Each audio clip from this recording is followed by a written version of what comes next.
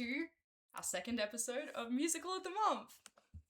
As you can see, if you're watching us, we've had a slight set downgrade because this isn't a uni project anymore. We've sadly lost access to their fancy equipment, so we're recording on Bridie's mic and my camera. So we'll see how it goes.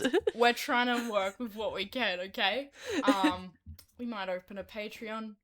We won't. Yeah, but, you could sponsor us. Support us in any way you can so we can upgrade the set. If we just like the video. Yeah, like and subscribe.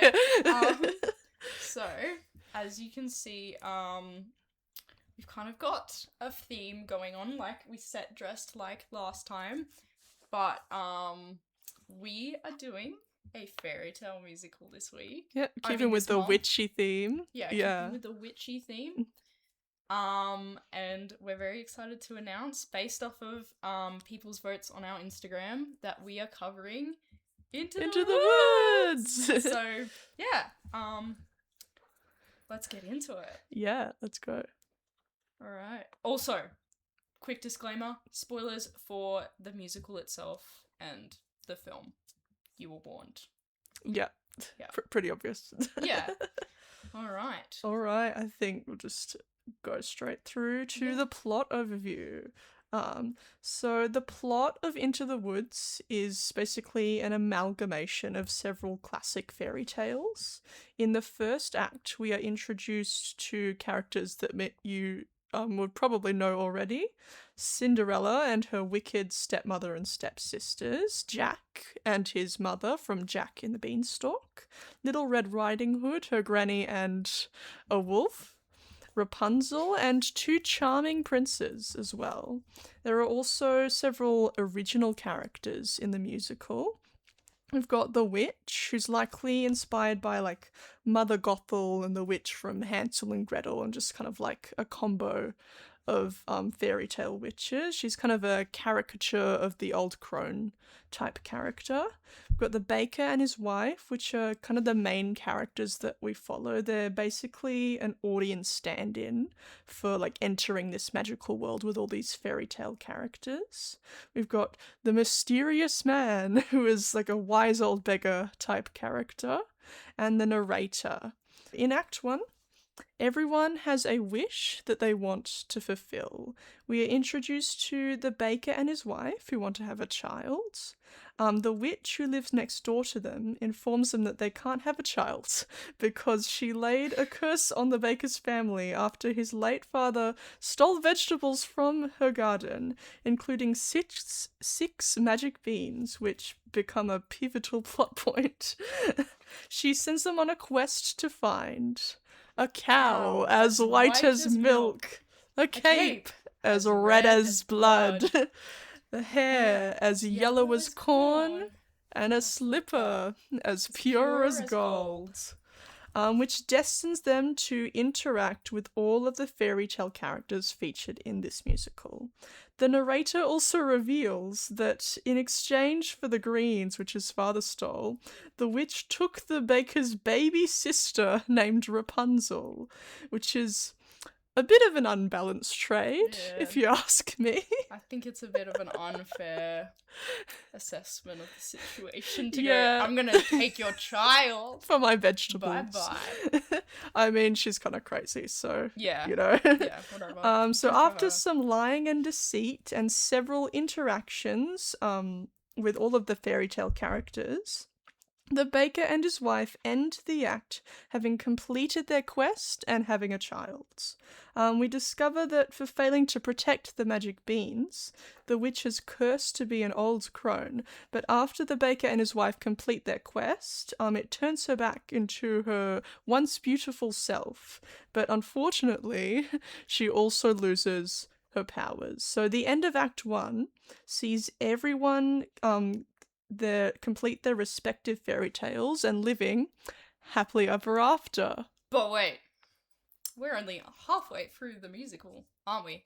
Also, side tangent, I find it very funny that this musical just has a reputation of getting people in and seeing it and then leaving because they think it's over in Act 1. Yeah. And I've heard stories of, like, parents taking their kids only to see Act 1, which is a great move.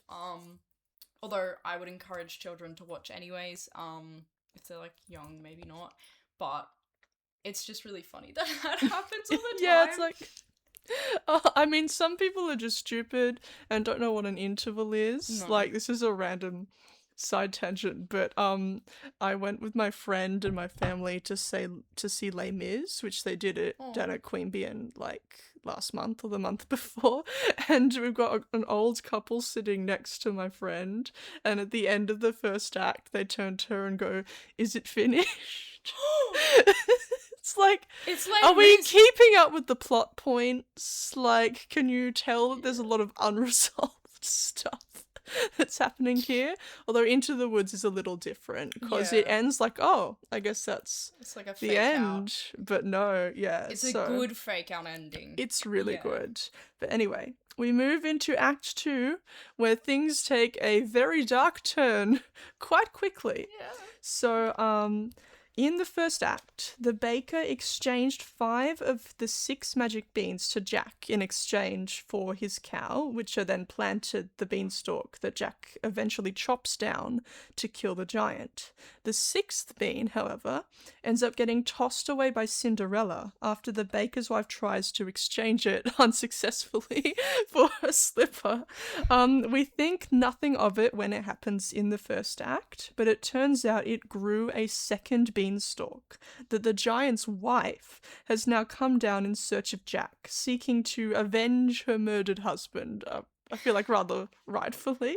It's like a horror movie when you like the sequel to a horror movie where they're like, this tiny little detail, it's actually the whole point of the next part. But yeah, the setup is so good. Yeah. I love it. Our characters must venture back into the woods to try and stop the giant, and many people die, including Jack's mother, Little Red Riding Hood's mother and her granny, the narrator, which they feed to the giant in a very funny, like, fourth wall break, Rapunzel as well, Sorry. and most impactfully, the baker's wife. Yeah. Which is, you know, a really bold thing to do in a musical, kill off such a major character. Normally they wouldn't. I don't think many musicals they wouldn't do that. They wouldn't dare. I feel like nowadays especially, they're like, oh, no. Guys, we're gonna have the likable protagonist that we can quote all the time and make lots of money off. Yeah, and the baker's wife, I think, is one of my favourites as well, so it's very sad when she dies. Very sad. But yeah, after a scene of trying to blame each other for the events that are unfolding, the witch is so fed up with them that she decides to relinquish her beauty for her powers back and leaves the baker, Jack, Cinderella, and Little Red to basically fend for themselves as the last 4 standing.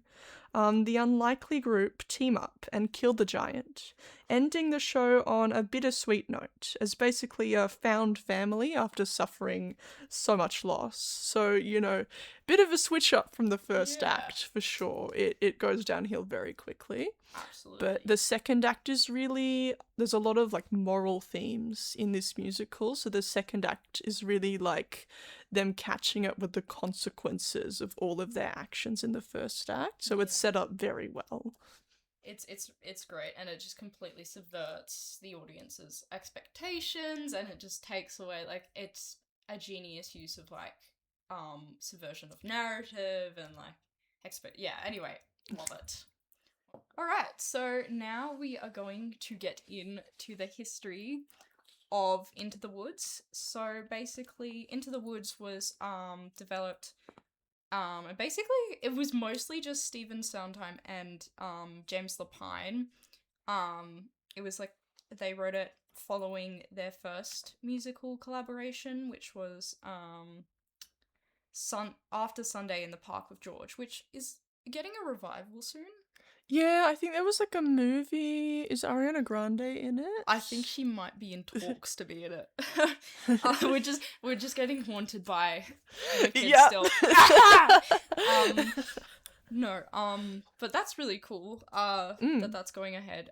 So yeah, the music was by Stephen Sondheim, and then book and also direction was by James Lapine.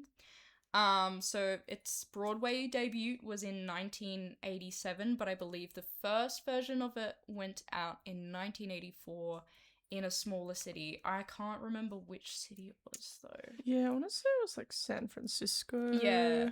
I feel like that's often where like Broadway tryouts are. Yeah. In San Francisco. They definitely, like, they used to test it more than they do now, I think, for Broadway, but Yeah. No, they just spit it up on Broadway. yeah.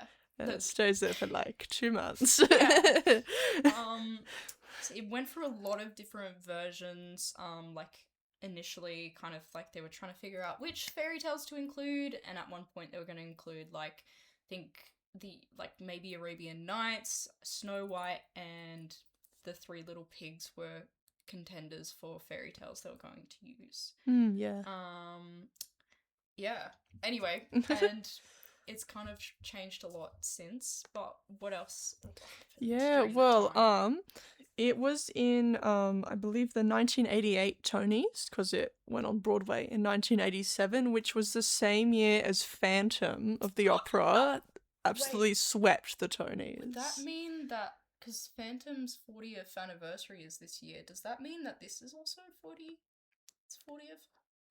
Maybe next year if you're counting Broadway, Oh, because it would be yeah. 87, so very close to 40 years old. Wow. Yeah, which That's is pretty crazy, and it's gone through a lot of like changes and revivals Yeah. since then as well, like both on Broadway and the West End, like songs have been added, things like that. But yeah, it won 3 Tonys at the 1988, so it got, which I really love because we got Best Score, which went to Stephen Sondheim. Well deserved. Best Book, which went to James Lapine. So they both got equal recognition for their contributions. Yes. And we also got Best Leading Actress in a Musical, which was Joanna Gleason, who was the baker's wife, which I think is very well deserved as well. Yes. Because she was amazing in that role. It's a tricky role because you have to be like an NPC, but you also have to be morally ambiguous, but you also have to be funny. You also have to sing well. She's so funny. You also like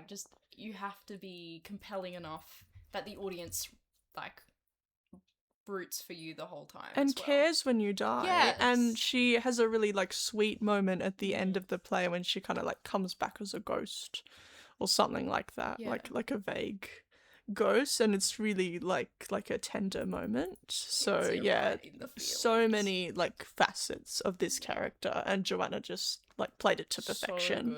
So good. It's not easy to balance those things. And were you saying that the Phantom was the musical that won Best Musical? I'll have a Google because I'm not sure. Yeah, it was Phantom of the Opera won Best Musical. But you know what I find weird is how do you win Best Book and Best Music and not get Best Musical? Like, what else is, like, the lighting? Are you telling me that Phantom won off lighting?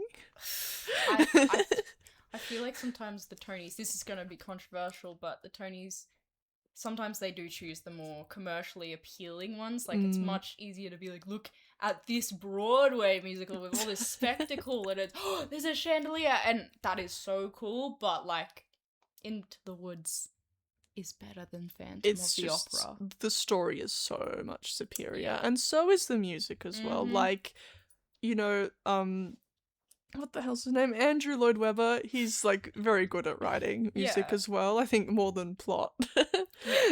But like Sondheim just weaves so much like musical motifs, and like it's so complex. All of his like his musical storytelling. He's meticulous and relentless with that shit. And Into the Woods is just like the best example. He takes such a simple story and then makes it just like so well done and interesting through the music. And very simple like musical themes that are just woven throughout that just make it so much deeper. People like to talk about, you know, Lin-Manuel Miranda and how he does that stuff now, but like Sondheim has like rapping. He has like patter Mm-hmm. songs, which are way more difficult. Blueprint, I'd say. Yeah, I'm he. sure. I'm sure Lynn would also say that. Yeah, I But think he would yeah, have some appreciation for Sondheim. yeah. So now we're going to get into the music and also talk about some of our rankings and favorite songs. Mm. But this time, to save time and our insanity in editing, we are going to actually put our full rankings up on our Instagram page, and if we start posting on other socials, it'll be up there. So you can go check it out. Get some of that engagement on multi-platforms, please. Thank you. Yeah, go follow our Instagram. There's Yeah. also way more bonus content. We Mhm. have like funny skits. If you want to have a closer look at our pin boards that we're Yeah. making for each of these, then I'll have a full tour of that so you can look through all the images. And we're gonna have some extra info about Into the Woods and some Yeah. little clips. So yeah, go Yeah, follow us on Instagram. Please. So I guess I would love to explain the musical composition of this musical well, but I don't know enough about music theory. I know like this Yeah. much. But what I do know and what the consensus is that Into the Woods is one of just the most amazingly composed musicals. It's meticulous. Sondheim uses every note for a reason, and every single line of music has a meaning, and he just utilizes motif and repetition and then subverts it to create all this different meaning, and it's just genius. Like, I'm glazing this guy, but like the glazing is warranted. The music is just so smart. I was watching a video. I'll have to attach it to our description. But like one thing that someone pointed out is every time that there's a character, they have a theme, but even when it's like a character, say Cinderella's prince, you can hear Cinderella's theme in the background, so subconsciously you're kind of aware that even though there's two princes, this one is Cinderella's prince. Mm. And that's really smart because it actually allows you to have all this interweaving storyline stuff going on where it's like, you know, really confusing and hard to follow otherwise, and the music actually assists in that. Like, it's, sorry, to clarify, it's not confusing to watch the show, but it really helps to have the music there to kind of guide you on who this character is. Yeah, no, even if you're not like thinking about it, yeah, like you said, subconsciously, it really like ties the whole story together. There's one really key example of this, which is kind of known as the bean theme, which is how many, like 5 notes? So it's Yeah. like the longer one is It's a little either bit longer. 5 or 6 notes, because is it 5 or 6 beans? Well, it's 5 beans and then like a 6th one, so it's Yeah. kind of 5 beans, but it goes da da da da da, and then if you listen to for that, you will hear it everywhere in this music. I love the incorporation of it in the witches songs especially, Smart. cause Sondheim, like, cause she's very connected to the beans, like it was grown in her garden, it was They're her her mother's, beans. they're her magic beans. And you hear those notes, but they're like paired with really dissonant chords, so it sounds really like just kind of off kilter, like, oh, Like her. yeah, like as soon as she steps in, you can, like, the music tells you immediately, okay, this lady is a little unhinged Yeah. and a bit creepy and scary, and like all within the first like couple bars of her walking on, and that's really just the magic of Sondheim. Yeah, the dissonance, it's not just he's using minor chords, he's using dissonance, because it's like you're not really sure what to make of this character. She's, I think Lapine says, a loose cannon, and Yes. the music reflects that, and she's not one thing, she's not good or bad, she's just, like, we'll get into the ethics later, but like, she keeps you on your toes, and so does the music, so genius. Sorry for the rant, but yeah, no. Yeah, he also uses a lot of quarter notes, and then, there's a really good video which we'll also attach, but like, a lot of the music in the musical, it's very specific. It's kind of one of those musicals you can't just like whack together, like musically speaking. Like some musicals, I think if they're like poppy enough, you'll be fine. But this is like, you have to get the tempo right, please. Yeah. Because he'll use these lines that he repeats and motifs, but if you play them slightly at a different tempo, the meaning changes drastically. And so I think it is one of those musicals that I'd hate to be involved in directing it musically. Yeah, that would be a lot. Teaching people to sing that and play that. Yeah. Yeah, you've got to have some really passionate actors to be able to pull this off, just because it's very, like, technically difficult to sing. Yeah, absolutely. Like, there's so much stuff going on, and, like, I've tried singing, like, Last Midnight, and the witch is, like, the key is so, like, weird and dissonant that whenever I'm singing it, I, like, cannot tell if I'm singing the correct note. And Cinderella has, like, she's, like, a high soprano. She was really operatic, and there's just so many different, like, parts of it. Yeah. Absolutely, like, yeah. It's this musical, I'd say, is accessible in everything except for the fact that, which doesn't make it bad, but the music itself, you have to have people who are good at those things. Like, you just can't not do the good music part, I guess. Yeah. Yeah. Anyway. All right, I think let's go on. Let's just talk about some of our favorite songs. Yeah. I've got a list up. You can pull up one. Are we going off the original one? Yeah, I'll go off the original one just because I haven't heard the newer songs. I think. Same. Yeah, I think. Yeah. Sorry. It's all good. I think I will say I do love all the Witches songs just because you know me. I like witches, but Last Midnight. Such a good song. Fucking brilliant. And I forget what it's called. Is it Lament? No, yeah, Lament is really good as well, but also like a rap at the start, her Patter song, the greens or something like that. Yeah, it's so good and it's so difficult to sing, so it's so impressive. And she's just like kind of going on about the story about the beans, and you're like, what is going on with this lady? Yeah. When she starts kind of woofing like a dog and you're like... I don't know if that's every version, but Bernadette Peters does. Yeah, she just kind of like stutters for a sec. And you're like... And then she just continues like nothing's wrong. It's great. It's so funny. So, Lament and Last Midnight. Oh yeah, they're so good. Do you have a third? Oh, I'm gonna say Your Fault, which goes directly before Last Midnight, because it is a patter song with involving 5 different people overlapping. It's so good, and I love singing along. It's so good. If I can figure it out, because it's really fast and difficult. I love how it captures human nature so well, and they're just like, oh, we need to blame someone. It's your fault. It's your fault for this and this and this, and they're going back through the timeline. Piano's just yeah. I would have to agree with you. The hard thing about this is Wicked. It's banger after banger. Exactly. I think for me, Children Will Listen and No One Is Alone is super important. It drives home all of the emotion. It's beautiful.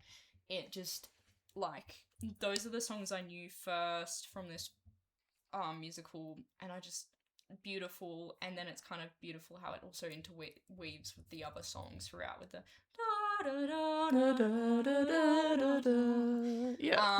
also No More is one of my favorites. But also I love Your Fault and Last Midnight. Your Fault, yeah. I'll bring up some honorable mentions. There's just so many good Giants in the Sky. Yes, I was gonna say Giants in the Sky. Which is Jack's song, and it just sounds like what range is Jack typically? It's more like I think he's more of a tenor, but yeah, it's it's so melodic and it sounds so beautiful. Yeah, so I love Giants in the Sky. They wrote that in really... I was listening to something in an interview that they did, and they basically wrote Giants in the Sky because they found that they assumed initially that people would know the story of Jack and the Beanstalk enough to kind of fill in the gaps. But then they realized some people didn't, but then they didn't want to bore the people in the audience who had seen it. That's so what they did good. was they were like, what was his reaction like and how did he feel? And that's how they get the exposition across, and it's just so smart because it's like, thank you, you've delivered that perfectly. Now we know about this. It fixes both problems. Yeah. And it sounds amazing, and I love it. I'll mention one more as a fun one. Agony. Yes, yes. Agony far more painful than yours. I love it. No, it's so good.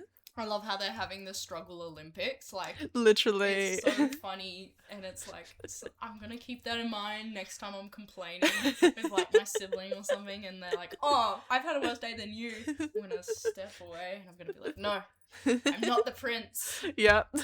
Yeah, it's so peak. But there's so many good songs. Like, they're all amazing. yeah, the only ones I don't like are the ones that make me uncomfortable. You mean the wolf Hello, Little song? Girl, Hello, yeah. Little Girl. But it's The Sex Pest Wolf song doesn't. I don't love that one. I don't think it's a very listenable song. No, it's not really. It's not one you want to like put in your headphones when you're walking down the street. I'm not putting that one on aux in the car. You feel like a predator or something. Yeah. Which is good that it does the thing of making you uncomfortable. Yeah, that's what it's meant to do. But it's also like, ooh, yeah. Yeah. But I think Into the Woods is like such a prime example of one of those musicals that does what it's really supposed to do, is where if you take one song out, it detracts from the story. Yeah. Because I feel like some musicals are just kind of like crowbar in songs, jukebox musicals. Oh! Yeah, I think you really have to write the music with the script at the same time, and it has to be interwoven, and it has to move the story along. It should not freeze time while you have a song and dance number. Yeah, unless it does freeze time, like on the steps of the palace, which is genius. Yeah. Well, I don't know if it does that in the... No, it was just the movie being but... stupid. We'll we'll get to that later. Yeah. I guess, finally to wrap up, the music section, it is just a testament to how good of a collaborator, like, they both are to each other. Yeah. Lapine and Soundtime, like, they really... Yeah. Because a lot of the time you'll get musicals where the book's good, but the music's shit. Or the music's really good, but the book's shit. And you'll get rare instances like, I think, Hamilton, where it's like, it works really well, but it's like, it's one guy. These two had to, like, collaborate, and they did a really good job, and, yeah, really, really impressive. Yeah, it's like, it really proves that when they're both good, it can be something amazing. Yeah. Yeah. And one's talent doesn't always have to swallow the others, I guess. Like, exactly, and that's why I love that they both got a Tony for their contribution, because it would not be as nearly as good as a musical without either of them. It takes two. It takes two of us. So we are back from a short little intermission. Little pizza break. And now we're going to discuss some of the design elements of Into the Woods. But to be clear, we're not going to cover every single design of this musical because there's been so many different interpretations and like a million different ways to do it, but we're going to just talk about some of the things that we like and don't like and prefer, I guess. Yeah. I think starting off generally, Into the Woods is one of like those great productions where it's just so versatile with what you can do with the staging and costuming. It can be like from, like cardboard trees, like, or like basically nothing, all the way up to like, massive set pieces and props. I think it's really fun that we've gone from Wicked, which is I think probably one of the most like, this is how the set looks, to Into the Woods, which is like, even Sondheim and Lapine, when they first made it, they were like, yeah, it can be really whatever it wants, like whatever your budget is. Yeah. I really like it when people working on musicals, the writers, you know, they actually go, let's make this accessible to as many people as possible to put it on. Because like I love Wicked for what it is. And I do think like, it's great to have musicals where you do have lots of spectacle and like that's super cool anyway, but you've got to have musicals where it's like anyone can put it on and any theatre could try. And I love that there's so much room for like different interpretations, and I just love that. For sure. I think one really interesting bit of it is the cow, Milky White. The cow is as white as milk, which is a very creative name. I know. Milky White. Milky White, guys. Come on. Yeah, I think through all the iterations of it, we've like seen so many different versions, especially like this is a really like good one for very amateur like school, college theatre productions because the sets can be like so little. So we've seen like all sorts of different Milky Whites. Like the original one, it was just like this like plastic cow that was like on wheels, and it was good. And there's one point where the maker just like picks her up like a suitcase and runs with good. It's so goofy and I love it. There's others that have been like more two-dimensional cutouts. We've had like, children in cow costumes or two people in a cow costume or puppets. Like I think one of the Broadway revivals had like a really good puppeteer with a Milky White puppet that really brought her to life. So there's just so many different versions of it. What is your ideal Milky White? I think the puppets are really good. Yeah. But I feel like, not to sound like too inhumane, but like you shouldn't be too devastated when the cow dies. It's like it's more of a prop and they really treat it as such in like the original Broadway production. It's just like a plastic cow on wheels. Yeah. You're not even like meant to half believe that it's like actually a cow. Yeah. The part of why it's so funny that Jack is so attached to the cow in the original Broadway is it's like this clearly not child man playing a child just fawning over this plastic cow. It's so not real and it's stiff and it falls over when it dies and it's just hilarious. Yeah, he's like, no, Milky White. They had like one of those like hydraulic things that kind of like shoot out of the foot and it just made it tip over. It's so good. I have to say, I think puppet versions are good. Original version is good. I'm sorry, but no human Milky Whites. Do not get someone to play Milky White. It's weird. It's uncanny valley. It's just like, I get it if you're trying to cast as many people as possible, but it's just not. It's a thing that has 4 limbs and walks on those 4 limbs and moves and then dies. Yeah, it's like in like kids productions if you try to cast like Toto or Sandy as just a child. It's not great. I'm sorry, I'm a hater of that. Like, I'm not a hater of children who play those characters. And I think the younger the child, like, it's okay because you're like, oh, it's a kid in a onesie. But then it gets to a point where they're like 10 and you're like, ugh, what is that thing? And you're like, get it away from me. In my opinion. Yeah. I've played animals before as a child, but we need to not do that in Into the Woods, I think. Yeah, I think it gets a bit too uncanny valley too quickly, and I think that's not the point of Milky White. She's just like an item, almost like a bit of a prop. And like she does live, like the witch brings her back to life. If you guys are too sad about us talking about her death. She like, only dies pretty briefly. Yeah. It's like a less devastating version of the Neverending Story. The horse dies, but it comes back. Yeah. Easy. Done. Alright.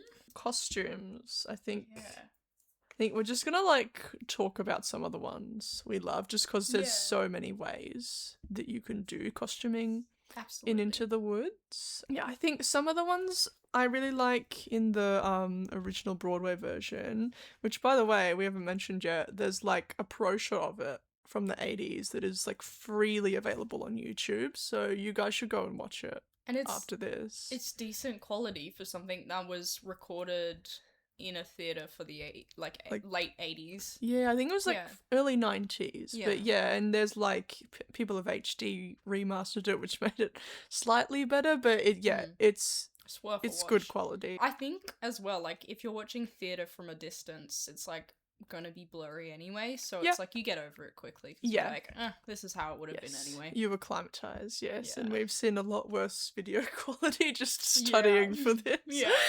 absolutely. Some of those interviews are horrendous. Yeah. It's so sad. Anyway, in the original version, I think I really like the witch costumes, especially her Act 2, like her red cape and purple dress. So diva. It's just so good. I also really like the baker's wife costume. I think It's her like cute. hairnet and thing is really fun, and then she like lets it down. down near the Yeah. end before she sadly dies. Yeah. But yeah, No, they're all really good. I love the OG costumes.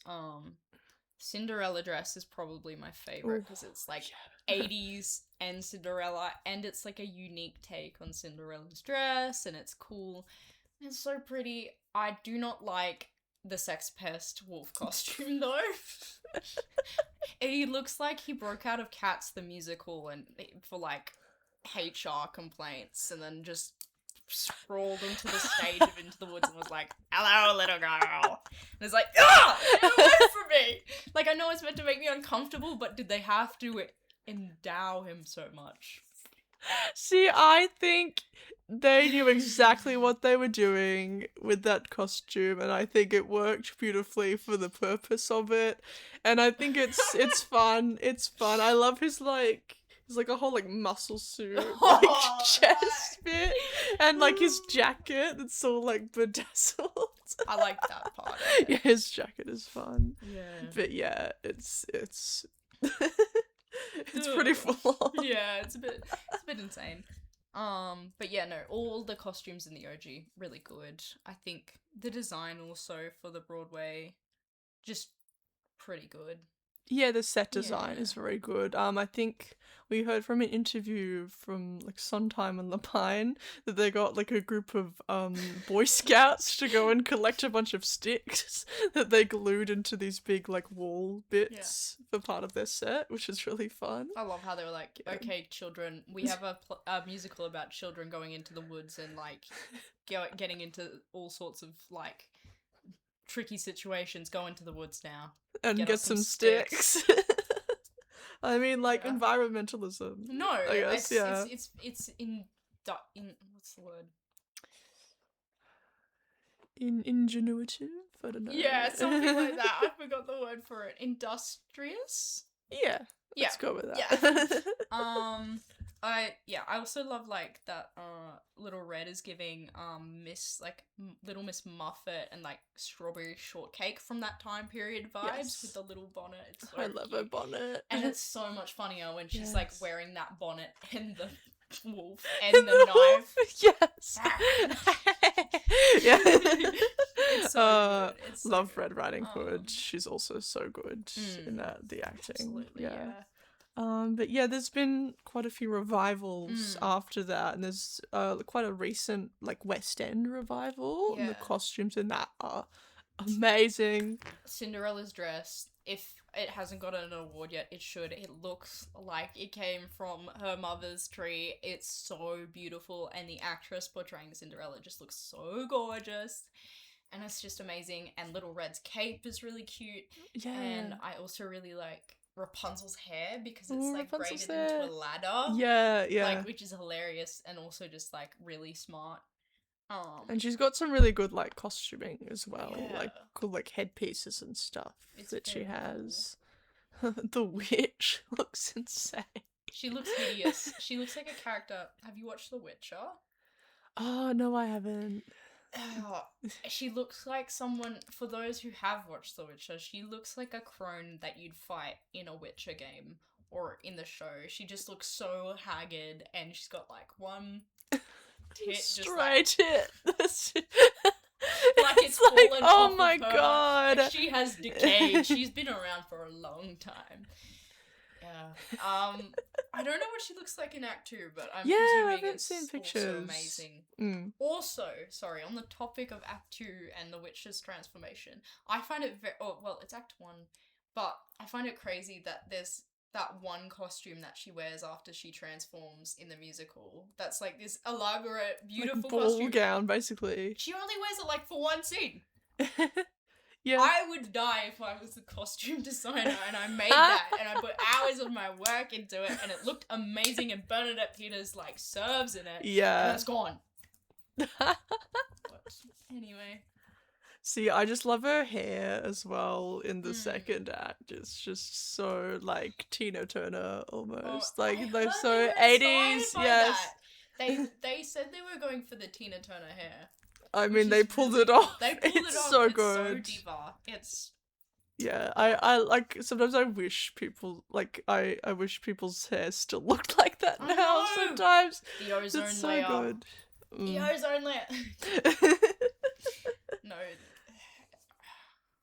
Anyway, I guess also like it's cool to see all the different sets. We were like researching in between filming and we saw like this revival that was in London in open air theatre in Regent Park, shot in like 2010. Yeah. And they used a treehouse set. Yeah, it was so It's cool. insane. And it's got like little green umbrellas for the leaves and then the actors just like the staircases. It's like crazy. Yeah, and their costuming was really like Great Depression, it looked like Yeah. very like London. It was really cool, but yeah, such So a awesome interpretation. And then the kid was the narrator, which is like, Yeah, I've heard like that quite a few productions will have a child as a narrator instead of like Does this the child like get TV. eaten?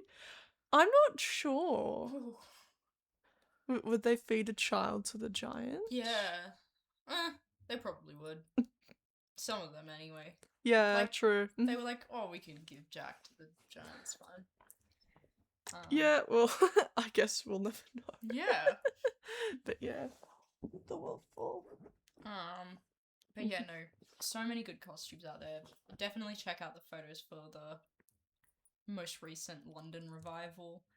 Like, even the stepsisters have good costumes. They've got like this Y2K situation going on, and like these ugly bedazzled bags with like, I think one's a pumpkin and one's like a white horse or something, and they're just like so atrocious. And it's like, it's perfect. Yeah. Yeah. Are we on to legacy now? Yeah, we are. So yeah, we're gonna talk a little bit very quickly about the legacy of Into the Woods. Yeah. So I guess like one thing that like I don't actually know if this has been clearly said explicitly by creators of these other properties, but I do think that Into the Woods kind of set up the fairy tale revisionist trend. And I think like it was very influential on Wicked actually, and originally Stephen Schwartz kind of had composed Wicked to be it sounded like something from Into the Woods. And I think that's definitely, like, it's the blueprint for that. I think Disney has taken a lot of ideas from that. I think Shrek kind of borrows from Into the Woods. Like, so true. It's like that farcical kind of funny nature and like, oh, are we really like sure that these fairy tale characters are as bad as they seem? Obviously not as like moving, but Shrek's still very cool. And it also kind of reminded me of watching Ever After High. I don't know if you ever watched that or played with the dolls, but like not that much, no. Yeah. They're like fairy tale inspired dolls, but it's like they kind of have to contemplate whether they want to fulfill their destinies or not. And it like causes this divide, and it's kind of like moral ambiguity as well. Not as much because it's for children, but it just totally reminds me of that. There's also just, like, again, I think one of the most just beautiful things about Into the Woods is you can do it on any budget. There's been so many interpretations of Into the Woods, so it's kind of become like the fairy tales itself. It's using in that, like, you know, anyone can retell the tale. Like, obviously you have to get the rights, but it's a lot easier to do than some other musicals, and I think that's quite beautiful. And it's just, like, anyone who has done anything in musical theatre in the past, like, like since Into the Woods, since Sondheim, since Lapine, they've been influenced by that. Like Lin-Manuel Miranda, I don't know if he's said in an interview, but it's totally in his work. That he's got that influence. Yeah. And Jonathan Larson, the guy that wrote Rent, and Tick Tick Boom, he was really like, Sondheim was actually his like mentor, but he was very influenced by that too. So I just think it's a very like timeless musical as well. Like you can kind of tell it again and again. It just is really good.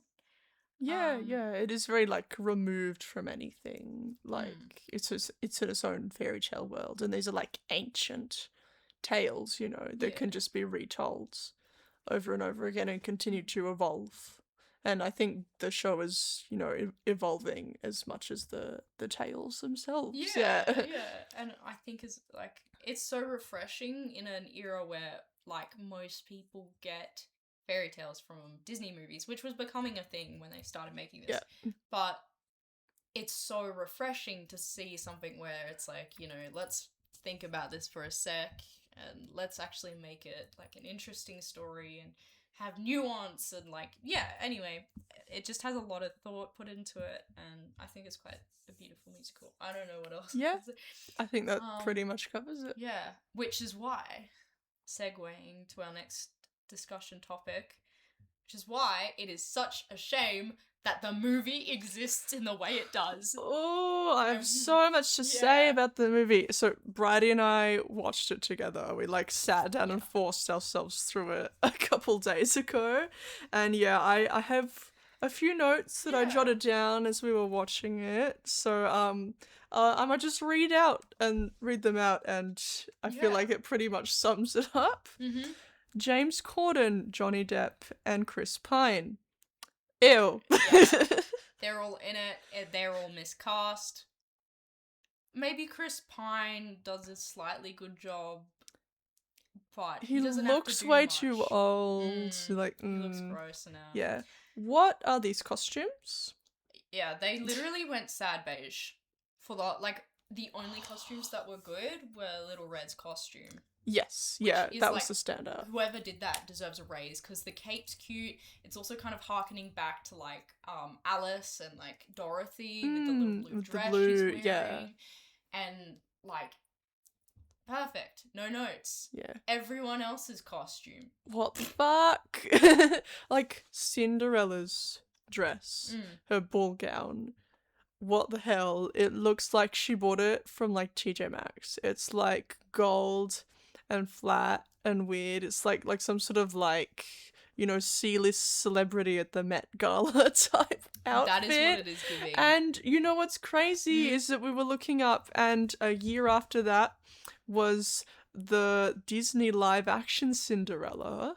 And we all remember that dress. Which was gorgeous. So what the hell were you doing?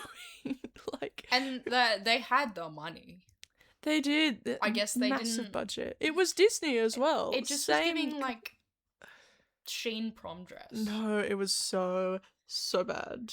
Like, anyway, it wasn't the worst, but it was pretty bad, and everyone else's costumes are just sad, beige, and dull. Yeah.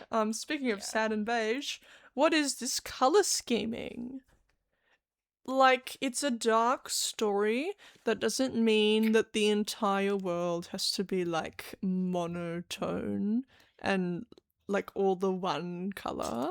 It's almost like when you have bright colors juxtaposed with the darkness, it makes it all the more interesting. And there's almost like these characters are going from being perceived as two-dimensional to actually nuanced whole characters throughout the progression of the story. And so it's okay if they have a bit of color. Which we see with Little Red. Why didn't you do it with the rest of them? They all blend in with the scenery for the whole time. And like, the woods are meant to be dark. Why is the town also as dark. It like arguably looks creepier than some of the spots Oh, in yeah. the woods. Like, I'd rather be in those woods. Yeah, they look Like, pretty at least. It's... God. I know you're trying to go for the, they want to have a better life, but it's like, they still have, like, a cozy life. Like, it's still a fairy tale. And, no, I'm so glad we kind of are past that in filmmaking, because it was like, everything in that movie was like a grey blob. Oh, it was just Or brown blob. everything was blending into each other, and also, what was the lighting? Oh my god! As a film student, Bridie Yeah. has some words. It was, I was fucking angry. How did they go and film in actual woodlands and not think about exposure and like, because there's this one scene where the princes are in the woods together and one's in the light and one's not, and the one in the light, his face is overexposed, and the one in the shadow, it's like ugly and it doesn't look right, and it's just like what were you guys thinking? And it's like, it's not hard. It's not hard. It's not. I remember in like the baker's cottage at the start, and they open the doors to look at the witch's garden, and it's just white. Yeah. Like, this is like film school 101. Who did we hire? Why did this get approved? You know what I think? I reckon they rushed through production and they were like, oh, we don't need to pay that many film crew people. And then like a bunch of film crew people like weren't hired or something. And I bet you that like there was only like 5 people and the directors weren't thinking about that, or whoever was responsible for that. They were like, oh yeah, you quickly set up, let's shoot this, great, amazing. You can go home. And then I bet you the lighting guy was like, well, actually, like, this is gonna look bad, and then like, oh, we'll fix it in post, it'll be fine. The editors can do something about it. It's like, no! Just turn down the exposure toggle. That will fix everything. No. Oh my god. It's so bad. Another thing that really gets to me is it's not funny. Where are all the jokes? They're trying to take themselves too seriously. All the line delivery is not funny, and they just cut out the jokes. And then, like, some of the bits are just built to be funny, so when you make them serious, it seems really strange. Yeah. And wrong. And it's like, it's also, it makes it so much more dark and depressing if you don't lighten the mood with any jokes. Yeah. And I know that James Corden is like trying to say some funny lines, but it's not very funny. His delivery is just poor. And the baker's not meant to be like always the funniest character. No. The witches. And Meryl was just like, I do love Meryl Streep so much, but I feel like she was taking herself a little too seriously as well in that role. I think the thing is, she can be really funny. She's done like, what's that one about the dead? Also had a musical. Oh, Death Becomes Her. Yeah, she's really funny in that. She's funny in Mamma Mia. She's also funny in The Devil Wears Prada. I think it's the director or the It must be the producer, directing. 'cause it's like, what the... And and I think as well, like, the miscasting also plays into that, because it's like they cast an actual child as Jack, but I think the whole thing that makes Jack's story kind of funny and then moving is that Jack is like a teenager. He's kind of meant to be a bit slow for his age, and when a child is saying, oh, Milky White, I love this cow, like a 9-year-old is saying that, you're like, oh, fair enough. Like, your mum just seems awful. Like...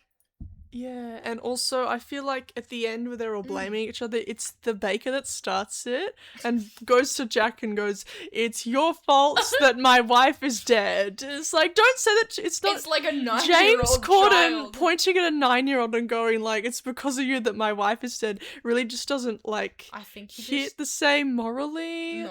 Also, Giants in the Sky really doesn't sound as good if it's opted up an octave, which they had to do because, you know, his voice hadn't dropped yet. No. Yeah. It's just, I think teenage Jack, definitely. I'm like, in my head he's like 16. Yeah. I think that's like what he's meant to represent. It's like what they said is like the different stages of adolescence are Little Red, Jack, and then Cinderella, and that's not coming through. Because wasn't isn't Little Red like older than Jack in the movie? Yeah, she seems older. Yeah, she's like taller and seems a bit more mature But what's as well. funnier is that when Little Red is kind of like, "Rah!" and it's like this child. It's a just kid. Like, it's like, great. oh my god. Mm. Yeah. Yeah. Not very fun. But also the casting all around, it's like, can we please learn that you need to cast like, Broadway singers in the Broadway movie? Please? Not like James Corden. Like Anna Kendrick is a really good singer, but she's so nasally and American and it doesn't work for Cinderella's character. Like, just to be completely blunt. What's going on? Yeah, it's just all the casting. Like Chris Pine looks too old. Oh. And his hair looks dumb. Yeah, he looks dumb. Yeah, also, can we talk about how they butchered the second act? I feel like this is the biggest issue in that movie. Like, everything else aside, this fundamentally does not work as one movie. I feel like it wouldn't even work as like a Wicked thing with a two-part movie. It is built for the stage with the 2 acts because it's like the happy ending and then it subverts it. Yeah, I feel like meta. You couldn't make the first movie be all happy and then the second movie be all like dark. Yeah. So what they did, they like prioritized the first act and got through like nearly all the songs. Yeah. And then it's like, oh, there's a giant here now, everyone's dying. I feel like they had 3 songs from the second act in that movie. It's, oh, come on. Yeah, it's really bad. And just all of the choices in that movie, we were like, why? Yeah. Like, even in the end credits we were watching, and they had some sort of, like, sitcom shots of, like, all of the characters doing something funny with their name, and it's like, we just watched half of them die, what are you trying to do now? If you wanted it to be funny, like, put the jokes in the film, please? My thing as well is they got rid of the narrator. Yeah, I love the narrator! Why'd you get rid of him? And it's like such a great moment when they turn to him and you're like, oh, they know that the narrator is here, and then they drag him into the story and feed him to the giant instead of Jack. It's so good. That's like insane work. They have narration. It's just fucking James Corden. Get him out of my beloved movies. He was in Peter Rabbit too, and I'm like, I want to watch my Beatrix Potter in peace, thank you. What are you doing here? Was he in Peter Rabbit? Yeah, he was Peter Rabbit in that. Oh yeah! Why are they casting? Anyway. Yeah. I'm glad we also got over that collectively. Yeah. But yeah, no, the lack of narrator, lack of the beggar that becomes Jack's dad, like turns out to be Jack's dad. Sorry, not Jack's dad, the baker's dad, also sucks. I think it's just not a good movie. It's just all around bad. Bad choice. They also got rid of Cinderella's development. Oh like, yeah, in the second act. In the second act, they didn't like start with her like feeling, not happy about where she was. It was just like suddenly she doesn't want to be with the prince anymore, and it's like, why? It's just silly. And also, they like cut the development of them like kind of being like the 2 princes being a sleaze, and they didn't kill off Rapunzel. Yeah, actually, they she rode off with her prince, which like is bad for 2 big reasons. Which is like lament is so much more powerful when it's like the witch's like adopted daughter dying. You're like, oh, she actually like, cared about her in her own like special like unhinged way. And also with the prince riding off and they cut the agony reprise, it's like, oh, okay, so that prince was all right then, I guess there was nothing wrong with him except he was a bit of a whinger. No, like they're both like, charming, scummy, like sleazebags. Guys that just have everything at their fingertips and are just douchey. Yeah, it's never enough for them. No. Yeah. I guess Disney didn't really want all of their princesses being killed off and dragged through the mud and goodness me. Yeah, no. Yeah. Alright, I will say to end off this section, we should probably say about some of the few rare things that were okay. Yeah. Well, Meryl Streep's performance, like her singing, was good. The Little Red Riding Hood, she was a really good singer and she acted the part really well. Yes. Yeah. Very talented Definitely actress. a standout, which is like, okay, only the children are good because they're the only ones that get cast for their talent. Yeah, Jack's mom was good. Yeah. Who was she? Like Emily Blunt? No, that was the baker's wife. Yeah, Jack's mom was good, although I would have preferred her to be a little Jack funnier. was good. Like, I feel bad for the kid because he did a good job, but he was tacked onto this movie at the start of his career that just kind of sucked. Yeah. I thought Emily Blunt was fine. I feel like the Bakers being British kind of worked as like a difference thing. Anna Kendrick can sing, but really was miscast, unfortunately. Yeah. The Last Midnight, the way they shot that was one of the few good things. That was really effective. And Agony was really good as well, because they were all like splashing around in this waterfall, and the lighting was good, and it was fun physicality. It's like, why can't we have done that for every song? Yeah. It's okay to be over the top. Yeah, it's a musical. Yeah. Moving on to the fun stuff. Yes. After that, like, thorough bashing of the movie. It deserves the hate, though. They had Disney money. And, Anyway. like, so much good material to work with. Anyway, yeah. Yeah, literally, how did they butcher it that badly? But moving on. Yeah. Moving on. Alright. Some fun facts. Do you want to read out, like, the ones that you... Yeah, I think we can just alternate or whatever. I think we won't do a rapid fire because we don't know as many as we do wicked facts. But yeah, one I've got is originally when they were thinking of what fairy tales to include, they had the Three Little Pigs. But Lapine said that it ended up being subsidiary to the wolf story, which is like... probably for the best. I think you don't want to cram it with too many or it becomes just like a Shrek horde of like all of them. Stranger Things cast size.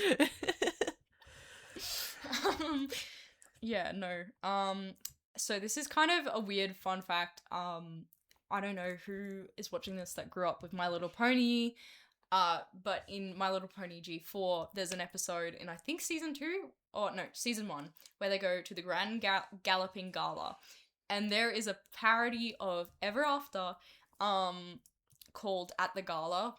And it's just a parody of that song. Like, it's the same tune and everything. And the whole episode is about them getting what they want and realizing, the ponies getting what they want and realizing, oh, this sucks. And then, like, there's all these fairy tale motifs in it too, because it's like a ball. Yeah, this is really fun.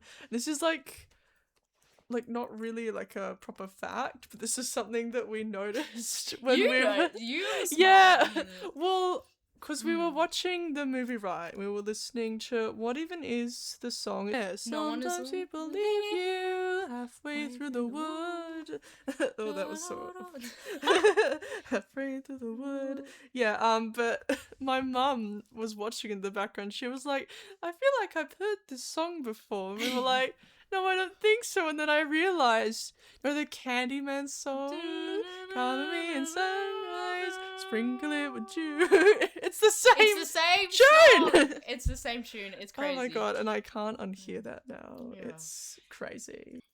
Lapine and Sondheim originally wanted the Walter Cronkite to play the narrator, which is just crazy. So, for context, for people who don't know who Walter Cronkite is, he's a famous anchorman and journalist from, like, I think he was on air for a long time, but, like, he was very active around the 70s and the 80s, especially when, like, the Vietnam War was going on. He actually broke a lot of news on that, but he was a very trusted journalist, but they kind of intended the narrator to be this, like, journalistic character or, like, someone you trust to tell a story well, and I just find it so cool, because I was watching it, and I was sitting there, I was watching the 80s version, and I'm, like, looking at this guy, and I'm, like, because me and Abby study journalism, right?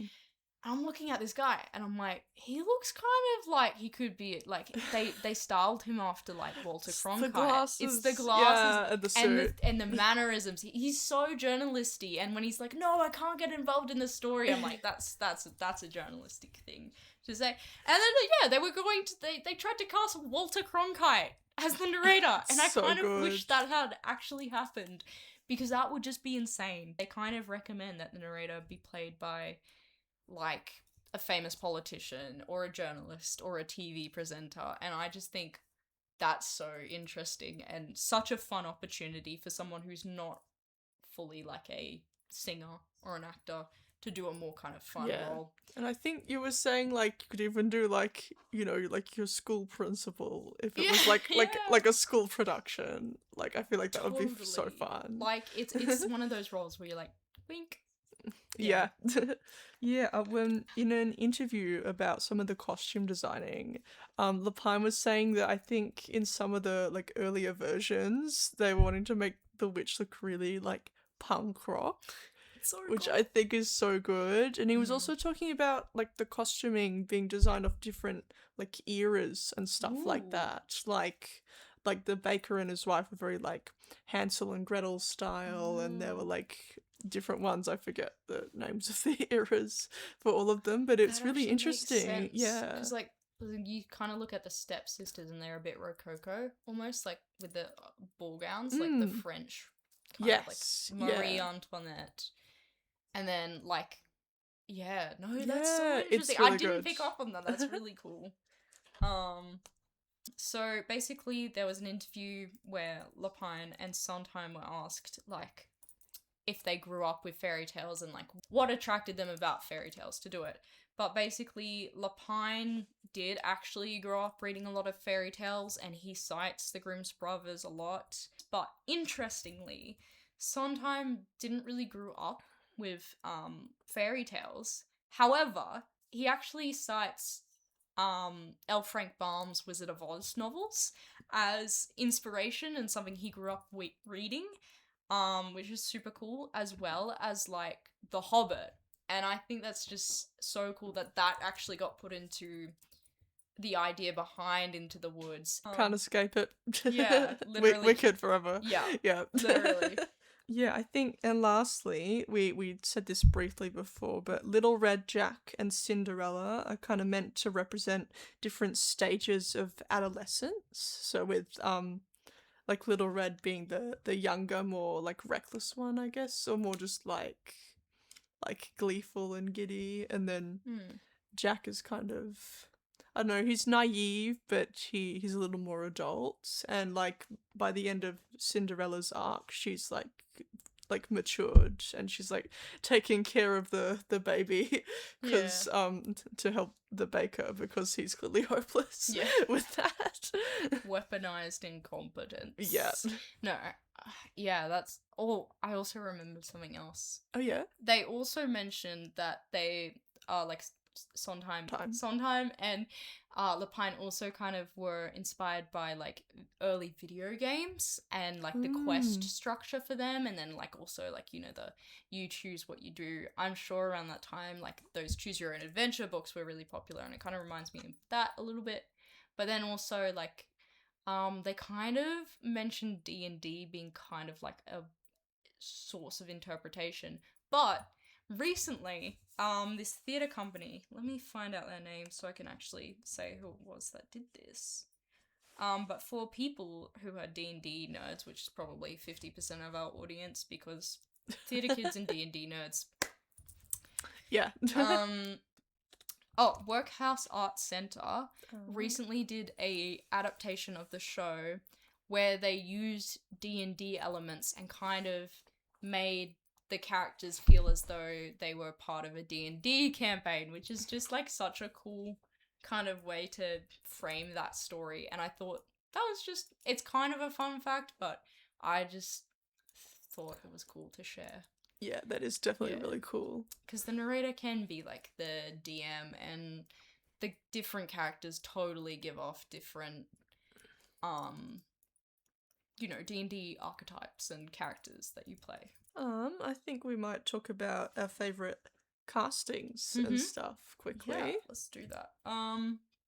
Would you like to go first? Yeah, I feel like I can't really think of any fan casts, I guess, for some of my favorite Yeah. characters. I feel like they're all really like versatile Mm. characters, so I think most people can pull them off if they have the comedic timing for it, as well as like they're able to do like serious and comedy. Yeah. I think I was looking through the Wikipedia page of all the castings, and I like some interesting ones stood out to me. Like I think in the 2022 Broadway revival, Philippa Sue, Eliza listening to from that this Hamilton, morning. she was Cinderella, I believe, which is Hmm. so good. And I was like scrolling through, I think it was another Broadway revival, and one of the sub-ins was Stephanie J. Block. My favorite! Yeah, who was an Elphaba that we did talk She about. was the Elphaba that never was until she was. Yeah. Yeah. And she was I forget, the baker's wife. Yeah. Yeah, that's So fun. That is perfect. Also, casting. Bernadette Peters as like originating the role of the witch, like icon. So good. Like, so good. I think it's very hard to like. I think everyone who goes into that role is good. Stepping into but, some like, big shoes though. She is such a diva and I love her so much, and she's so scary when she needs to be. She's so funny when she needs to be. She's And so sympathetic. Serious, yeah, when she needs to Yeah. be as well. And I've heard that she just like took the role as like a favor for a friend, and then she Yeah, left a after lot. 5 months. She just like dropped this like bombshell of a performance and then just went like peace. See you What? later. What? Pretty much. Yeah. She only Which did is it for like that iconic. little. That is iconic. Kind of, She but yeah. is my favorite. Yeah, she did Broadway come back diva. for the pro shot in 1991, but yeah, She's so good. so good. So good. I haven't watched enough to kind of tell who I really like in these roles. But I did find the OG cast just was like, they were so good. I forgot the actress's name who's the OG Little Red. Oh yeah, she's so good. Let me Google it. Danielle Furland. She's so good. She's like the perfect mix of funny and cutesy little girl, and then little girl that's like out to get this wolf. Like, I think Lapine described the character as like a bloodthirsty kid. Yes. After this experience with the wolf, and I think that's great. It's hilarious. it's perfect. She is the perfect casting. But the whole cast for that original, really good. I think the London cast for the newest revival looks like they all are super talented. I think it's just like one of those things where it's just like you have to be a good actor to do these roles, and so whoever's done them has done a good job. Last month, I mentioned how I wanted Gaten Matarazzo to play Bok. Well, he played Jack in like a 2019 Hollywood Bowl production, and he did a good job from the clips I've watched. And I'm like, yeah, that's right. Right. I have a few fan casts. Would you Ooh, like to hear yeah, them? of Okay, course. okay. So some of them are like actually unhinged, and I would never actually cast these people. No, I want to hear it. Chapel Rona's the witch. Oh, She's got the She curls. could do a good She's job. got the vocals. She's got the camp. She's funny. I don't know how she'd go acting, but it'd be cool to see that in an alternate reality. She'd be so diva. I also want Lin-Manuel Miranda as the narrator, Oh. because it's like really weird and meta, and he's normally like, you know, the one doing the scene, but like, and I think he'd be really funny in it. And it would just be even more funnier and more kind of devastating when he gets sacrificed. Who else was I thinking? There's like a whole list. I'm getting it up. Also for the narrator, like Phoebe Waller-Bridge. Have you watched Fleabag? Oh no, I haven't. The lady who plays Fleabag, she would be so good. Also Philomena Kunk. as be the narrator. Yeah, it'd be really Oh funny. my god, I want to see that. That would be so good. Like, yeah, there's just a lot of like silly casts that I was thinking of. Put Daniel Radcliffe in there somewhere. I think he'd I feel thrive. like he could do a good job. Yeah. Do you think Jack Wolf could do a good Jack? Jack as Jack Wait, Wolf. let me just. Oh, wait. Is this the? Yeah, Hades Town, right? Yeah. Yeah. No, actually, yeah. I do feel think like that. I feel like, you know, Jack Wolf as Jack. That's actually Jack, kind of Jack. funny because it's like Jack and then Wolf. That's so good, actually. Yeah. All right. Yeah, we're gonna talk about the humor.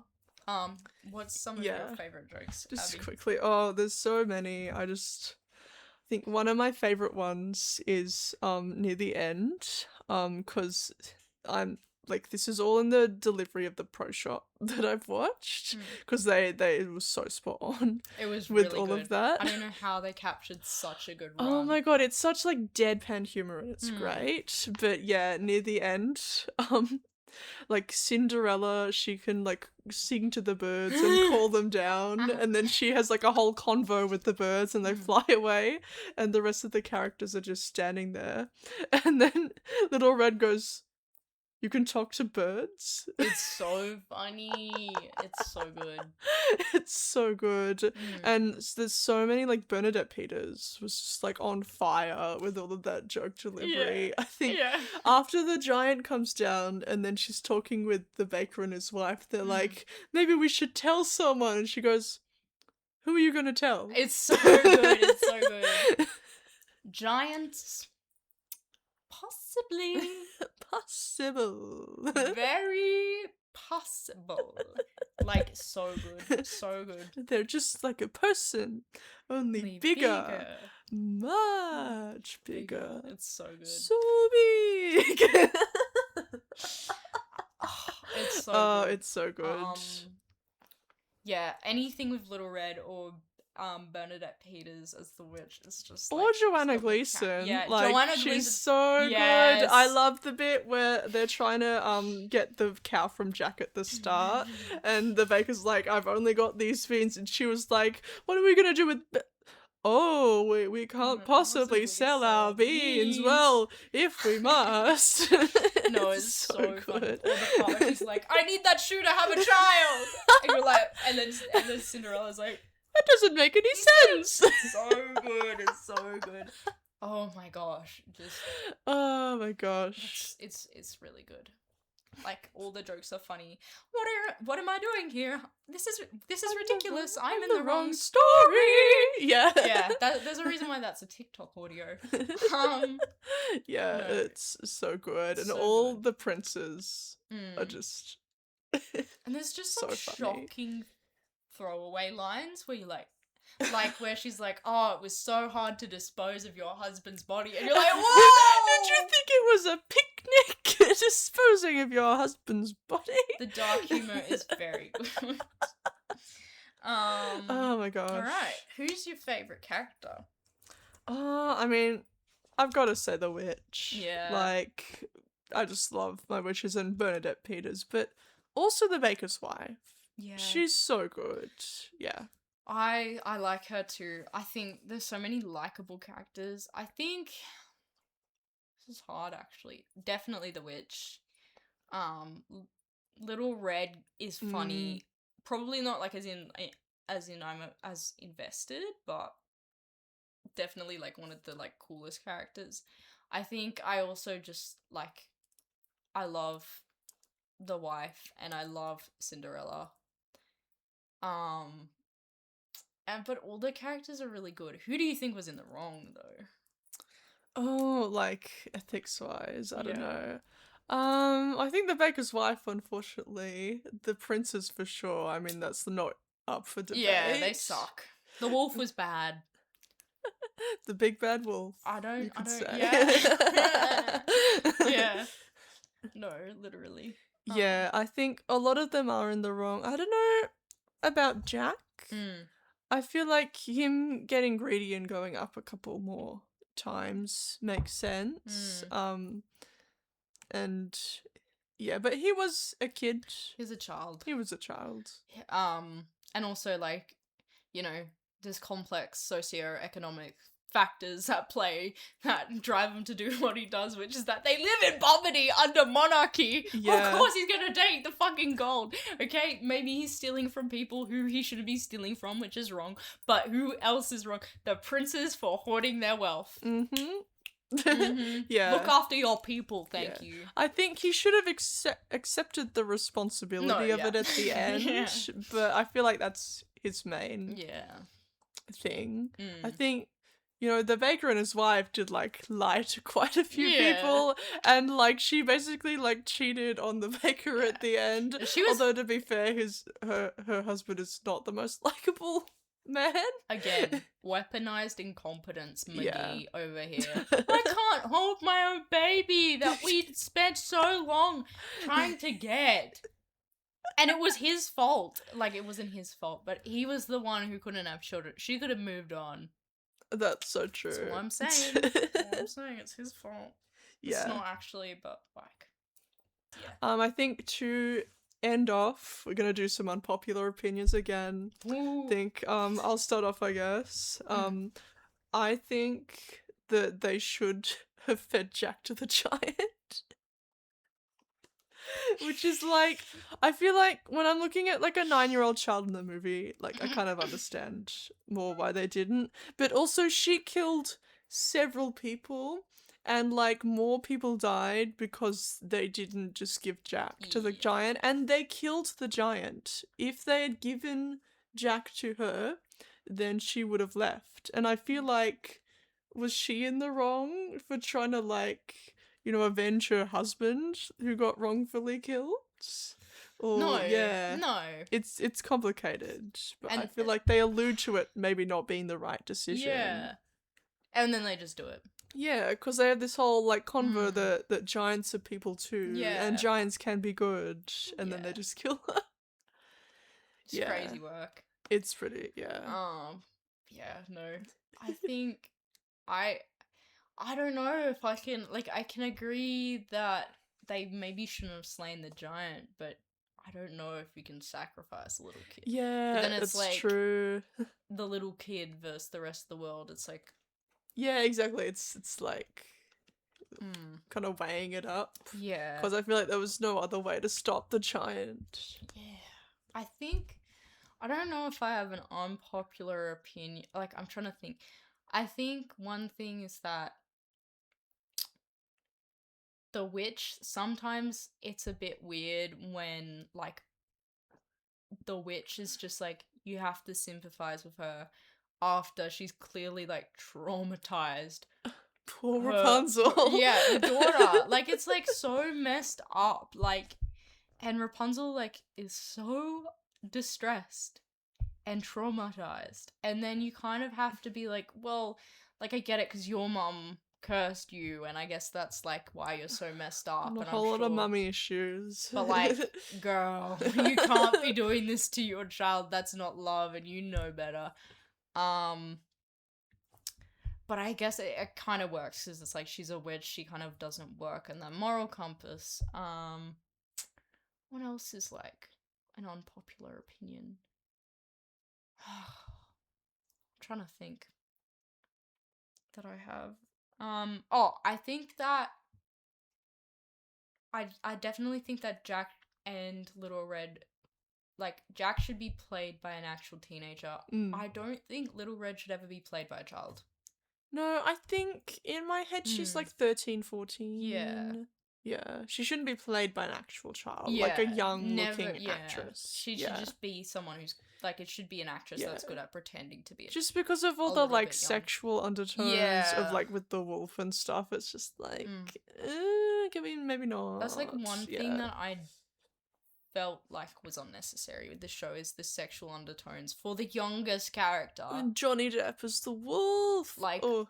You could easily just get the wolf thing and, like, I don't know, you could still have the plot line where he, like, eats Little Red Riding Hood, but it doesn't have to be weird.